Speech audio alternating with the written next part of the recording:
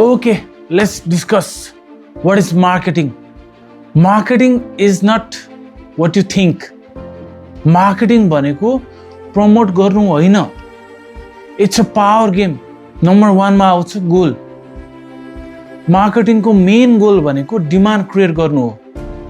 Even before customer know they need it. कस्टमरलाई मलाई यो आवश्यक परिरहेछ भन्ने थाहा हुनुभन्दा अगाडि चाहिँ डिमान्ड क्रिएट गर्नु पर्यो.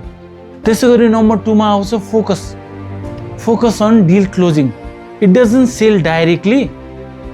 It prepares the customer so sales teamले deal easily close गर्न सक्नु. त्यसैगरी नम्बर 3 मा आउँछ टाइमलाइन. टाइमलाइन चाहिँ जहिले पनि लङ टर्म हुनुपर्छ. भनिन्छ नि marketing is a long term game. Brand बनाउने, ट्रस्ट बिल्ड गर्ने, अडियन्सहरूलाई लोयल बनाउने, यो चाहिँ आजको भोलि नै हुँदैन कि यसलाई लङ टर्म एउटा टाइम इफोर्ट लाग्छ. त्यस्तै गरी नम्बर 4 मा आउँछ अप्रोच. हामीले मार्केटिङमा अप्रोच गर्दाखेरि चाहिँ 1 to many गर्नु पर्यो. 1 message to 1000 customers, that's the 1 to many impact. तपाईले सोशल मिडियामा एड रन्स गरेर गर्न सक्नुहुन्छ, रिल्स बनाउन सक्नुहुन्छ, कन्टेन्ट बनाउन सक्नुहुन्छ, क्याम्पेन्सहरू गर्न सक्नुहुन्छ. यो भेरियस वेजबाट चाहिँ तपाईले अप्रोच गर्न सक्नुहुन्छ. त्यस्तै गरी नम्बर 5 मा आउँछ strategy. Strategy has to be focused on customer.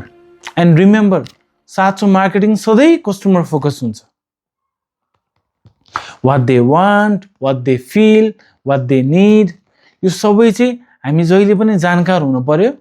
हाम्रो स्ट्र्याटेजी भनेको कस्टमर सेन्ट्रिक हुनु पर्यो. त्यसै गरी नम्बर 6 मा आउँछ ROI.